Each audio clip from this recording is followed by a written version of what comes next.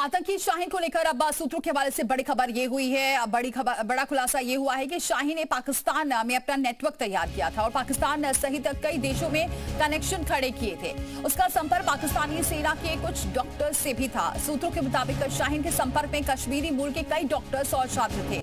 UP में ऐसे कई डॉक्टर अब एजेंसियों के रडार पर हैं। जांच में यह भी पता चला है कि करीब 200 डॉक्टर और मेडिकल छात्र निगरानी में हैं, जिनमें से लगभग 40 डॉक्टर्स शाहीन के संपर्क में थे। ये नेटवर्क की गहराई से जांच के लिए यूपी एटीएस अब दिल्ली और श्रीनगर जाने की तैयारी कर रही है। तो कई और जो डॉक्टर्स हैं वो भी अब रडार पर आए हैं। यूपी में कश्मीरी मूल के कई डॉक्टर्स हैं जो रडार पर हैं, क्योंकि जांच एजेंसियां लगातार जांच कर रही हैं, उसमें खुलासा हो रहा है। वहीं लखनऊ में शाहीन और परवेज को लेकर भी बड़ा खुलासा हुआ है। दोनों कई बार लखनऊ और कानपुर के बीच आते जाते रहे हैं। परवेज ने सहारनपुर से कार खरीदी थी और उसी कार से वो अलग अलग शहरों में जाता था। शाहीन और परवेज इसी कार से फरीदाबाद और सहारनपुर भी गए थे। एटीएस को सर्विलांस से इनकी लोकेशन मिली है। अब टीम रूट्स पर लगे सीसीटीवी फुटेज की जांच कर रही है। जानकारी मिली है कि शाहीन के कहने पर परवेज कार लेकर लखनऊ आया था। ब्लास्ट से पहले कार की लोकेशन से भी अहम सुराग मिले हैं। सहारनपुर और फरीदाबाद से कुछ लोग लखनऊ आए थे और उनसे भी कुछ परवेज के घर में रुके थे। परवेज इन लोगों के साथ कई बार स्टेशन भी गया था। तो फरीदाबाद टेरर मॉड्यूल की सरगना के भाई डॉक्टर परवेज को लेकर खुलासा लगातार हो रहा है। सूत्रों के अनुसार परवेज 2021 से पहले करीब 3 साल तक मालदीव में भी रहा है। वहां एक निजी मेडिकल कॉलेज में काम किया है। एजेंसियों को यह भी शक है कि मालदीव में उसके कई कट्टरपंथी और पाक हैंडलर से संपर्क बने हो सकते हैं। इसके अलावा शाहीन और सईद के मालदीव जाने की भी जांच चल रही है। तुषार श्रीवास्तव हमारे सहयोगी इस खबर पर लगातार अपडेट दे रहे हैं। तुषार, लगातार बहुत सारे खुलासे हो रहे हैं, लेकिन सबसे बड़ी बात यह है कि अभी लगता है और भी डॉक्टर्स हैं, क्योंकि जो जानकारी सामने आ रही है उसमें यूपी के कई डॉक्टर्स हैं जो जम्मू से आए हैं, वो रडार पर हो सकते हैं। ये भी काफी अब अहम कड़ी हो सकती है, क्योंकि ये जो लिस्ट लगातार सामने आ रही है इसमें सभी डॉक्टर्स निकल रहे हैं। बिल्कुल, देखिए, डॉक्टरों के साथ साथ जम्मू कश्मीर के तमाम लोग भी इस वक्त नज़र पे हैं और जो जांच एजेंसियां हैं वो यूपी की जो अन्य शिक्षण संस्थाएं हैं, इंटीग्रल यूनिवर्सिटी के अलावा वहां पे छात्र, शिक्षिकाएं और जो शिक्षिका और जो कर्मचारी हैं उनका विस्तृत रिपोर्ट मांगी है, जो कि जम्मू कश्मीर के निवासी हैं, क्योंकि जो जांच एजेंसियों की नज़र पर ये लोग भी हैं, क्योंकि ये माना जा रहा है कि इसमें से कुछ लोगों के संपर्क में डॉक्टर शाहीन और डॉक्टर परवेज थे। यही नहीं, इसके अलावा जो 200 ऐसे डॉक्टर हैं जिनसे लगातार इनकी बातचीत होती थी और अब उनके ऊपर भी नज़र रखी जा रही है एजेंसियों के माध्यम से और उनकी भी गहनता से जांच की जा रही है। क्योंकि आपको बताऊं तो इनका जो फ़ोन मिला है पुलिस को, उसमें तमाम खुलासे हो रहे हैं। पुलिस उन फ़ोन को जांच कर रही है। जांच में ये पाया जा रहा है कि कई और लोग थे जो इनके टच में थे। एक व्हाट्सएप ग्रुप भी बना था, जिस व्हाट्सएप ग्रुप में कई डॉक्टर्स जुड़े हुए थे जो कि ज़्यादातर मुस्लिम समुदाय के थे। तो ऐसे में उन लोगों के भी उन लोग का भी कॉल डिटेल निकाला जा रहा है, उनको भी ट्रेस करने की कोशिश की जा रही है जांच एजेंसियों के द्वारा। साथ ही आपको बताऊं तो और जो जम्मू कश्मीर के डॉक्टर हैं जो कि उत्तर प्रदेश में कहीं ना कहीं डॉक्टरी करते हैं, उनके बारे में भी पता लगा के उनका भी कॉल डिटेल खंगाल रही है यूपी एटीएस, जिससे ये खुलासा हो सके कि शाहीन के इस आतंकी नेटवर्क में कौन कौन लोग शामिल थे, कौन कौन डॉक्टर जो थे वो इस शाहीन के स्लीपिंग मॉड्यूल के तौर पर काम कर रहे थे। क्योंकि एक तो उसका भाई था डॉक्टर परवेज, जो कि यहाँ पे डॉक्टरी भी करता था और आतंकी स्लीपिंग मॉड्यूल की तरह वो यहाँ पे काम भी कर रहा था। उसके टच में तमाम थे। यूपी एटीएस की टीम 2 बार इंटीग्रल यूनिवर्सिटी पे छापा मार चुकी है। वहाँ पर तमाम सबूत इकट्ठा किए हैं, वहाँ पे लोगों से पूछताछ की है, वहाँ के कर्मचारियों और उसके करीबियों से भी यूपी एटीएस ने पूछताछ की है, प्रबंधन से। ठीक है तुषार, आप बने रहे, क्योंकि लगातार कई जानकारियां सामने आ रही है, उस पर आपसे अपडेट लेते हैं। तो लखनऊ में डॉक्टर परवेज के बारे में और भी नई जानकारी सामने आई है। ये बताया जा रहा है कि उन्होंने पहले सहारनपुर में एक क्लिनिक चलाया था और सी क्लिनिक के जरिए यहाँ कई लोग परवेज के संपर्क में आए थे। अब जांच एजेंसियां परवेज के इन्हीं संपर्कों को भी तलाश रही है। परवेज की पत्नी और बेटी पहले सहारनपुर में रहा करते थे, लेकिन बाद में पत्नी और बेटी को लेकर बिहार चली गई थी। पति ने उन्हें बिहार आने के लिए कई बार कहा, लेकिन परवेज नहीं गया। और चलिए हमारे सहयोगी नीना जैन भी जुड़ चुकी हैं और तुषार हमारे साथ लगातार बने हुए हैं। नीना, और क्या जानकारी मिल रही है, क्योंकि जो डिटेल्स अभी सामने आ रही है कि पत्नी भी रहती थी, बेटी भी रहती थी, लेकिन दोनों बिहार चले गए। कौन कौन और संपर्क में रहा है, कुछ और डिटेल सामने आ रही है? देखिए, परवेज है 2021 में यहाँ रहा है, क्योंकि मुजफ्फरनगर मेडिकल कॉलेज से उन्होंने अपनी पढ़ाई पूरी की थी। उसके बाद सहारनपुर में अपना क्लिनिक खोला, लेकिन वो ज्यादा नहीं चला। उसके बाद वो यहाँ से मुजफ्फरनगर चले गए, लेकिन बताया जाता है कि उनकी मिसेज और उनका विवाह लगातार चलता रहता था और उसका कारण था एक कोई महिला डॉक्टर, जिसके कारण उनकी मिसेज उनको छोड़कर यहाँ से बिहार चली गई थी।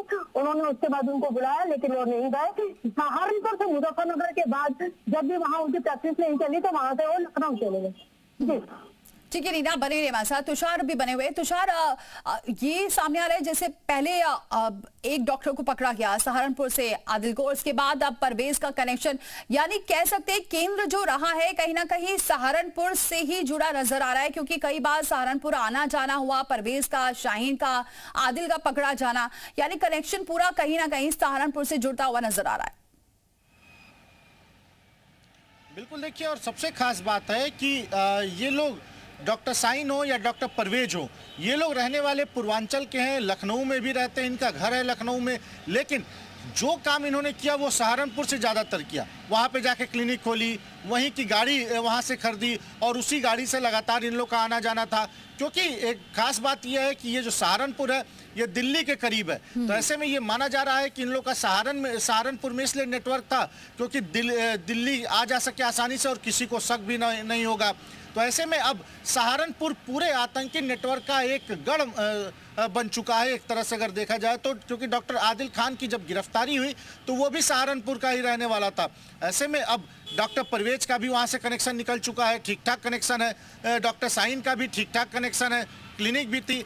देखना ये होगा कि वहाँ पे और किन किन लोगों के टच में था, किन किन लोगों से उसकी बातचीत होती थी। तो जो फोन है उसका पूरा डेटा खंगाला जा रहा है, लेकिन जांच एजेंसियों को एक जगह थोड़ी दिक्कत हो रही है, वहां पे जहां डॉक्टर परवेज का जो मोबाइल फोन बरामद हुआ है वो मोबाइल फोन एंड्रॉयड नहीं है बल्कि कीपैड वाला मोबाइल फोन है। बिल्कुल जाहिर सी बात है, बहुत शातिराना तरीके से इस पूरे घटनाक्रम को अंजाम देने की साजिश चली आ रही थी। बने रहे तुषार, आप भी और नीना भी हमारे साथ लगातार बनी हुई हैं। तो लगातार जो खुलासे हो रहे हैं, अपडेट है, वो आपको बता रहे हैं। एक और जो खुलासा हुआ है, बड़ी खबर आ रही है आतंकी शाहीन को लेकर। यूपी एटीएस की टीम उत्तराखंड रवाना हुई है और उत्तराखंड में आतंकी के कुछ करीबी और ट्रेस किए गए हैं। धर्मांतरण कनेक्शन की भी लगातार जांच की जा रही है। शाहीन के जो मैसेजिंग ऐप है उसकी जांच की जा रही है। ऐप से उत्तराखंड के लोगों से बातचीत होती थी, ये भी खुलासा हुआ है। तो उत्तराखंड से भी अब कनेक्शन सामने आ रहा है कि उत्तराखंड में कई ऐसे करीबी हो सकते हैं जिससे शाहीन लगातार बातचीत करती थी।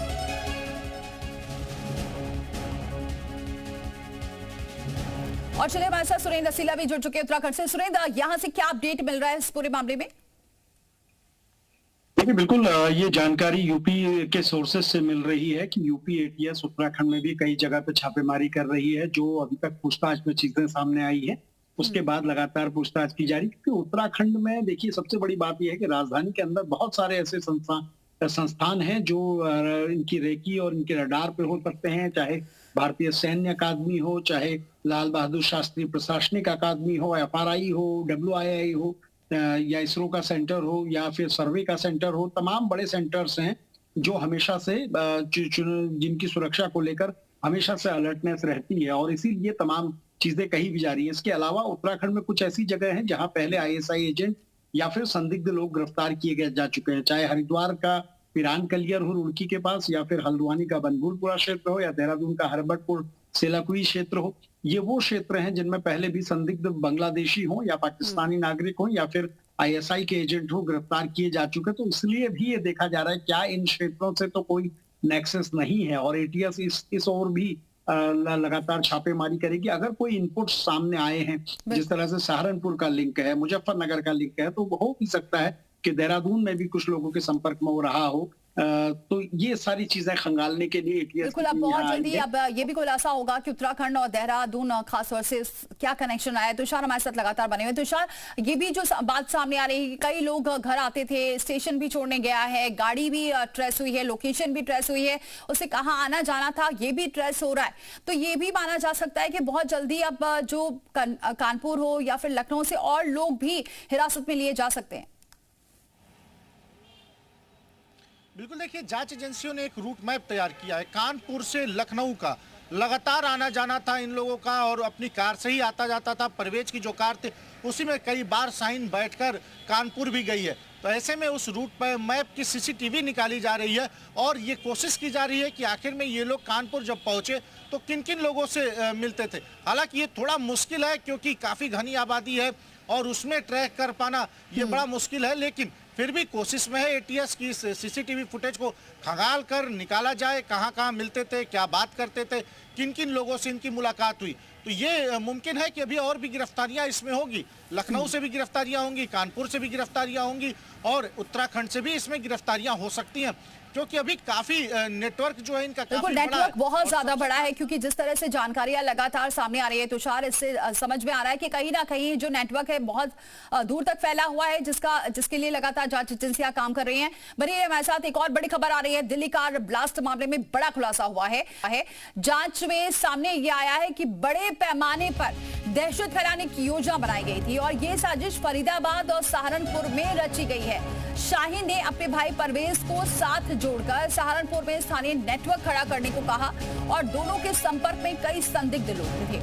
मोबाइल फोन से भी सहारनपुर और आसपास के जिलों के कई संदिग्ध नंबर्स मिले हैं। जांच एजेंसियों के अनुसार फरीदाबाद मॉड्यूल ने बड़ी प्लानिंग की थी, जिसे समय रहते उजागर कर दिया गया है।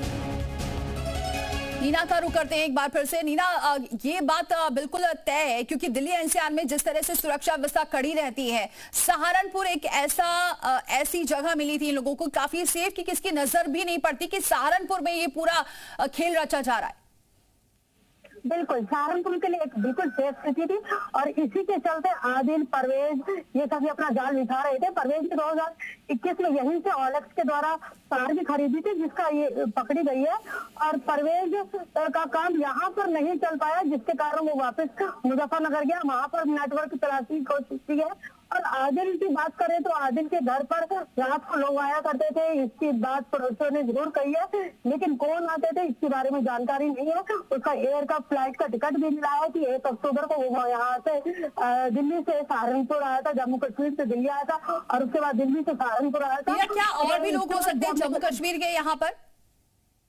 बिल्कुल, यहाँ हो सकते हैं। देखिए, यहाँ पर बहुत सारे मदरसे हैं, बहुत सारे मेडिकल कॉलेज हैं, शिक्षण संस्थान है। यहाँ पर जम्मू कश्मीर से बहुत अधिक बच्चे भी आते हैं और स्थानों के भी बच्चे आते हैं, बाहर मुल्क के बच्चे भी आते हैं। तो ऐसे में समानों से इनकार नहीं किया जा सकता कि केवल जम्मू कश्मीर के बच्चे नहीं आते। यहाँ पर काफी ज्यादा पढ़ाई है और दीनी तालीम के लिए देवबंद दारुल माना जाता है, पूरे एशिया में माना जाता है। ठीक है, लगातार जांच की जा रही है और भी खुलासे होंगे, देखने वाली बात होगी। बहुत शुक्रिया आप सभी का हमारे साथ जुड़ने के लिए, जानकारी दर्शकों तक पहुंचाने के लिए। तो लाल किला धमाके में आरोपी डॉक्टर शाहीन शाहिद पर IMA ने कार्रवाई की है। IMA ने की जो यूपी यूनिट है शाहीन शाहिदा की सदस्यता को रद्द कर दिया है। IMA ने तत्काल प्रभाव से डॉक्टर शाहीन की आजीवन सदस्यता निष्कासित कर दी है। साथ ही डॉक्टर शाहीन का निष्कासन केंद्रीय कार्यालय को भी भेज दिया है। इसके साथ ही डॉक्टर मुजफ्फर अहमद, अदील अहमद, मुजम्मिल शकील की भी सदस्यता IMA ने रद्द कर दी है। कार्रवाई के पीछे आतंकवादी गतिविधियों में कथित संलिप्तता को आधार बनाया गया है। इन सभी से जांच एजेंसियां पूछ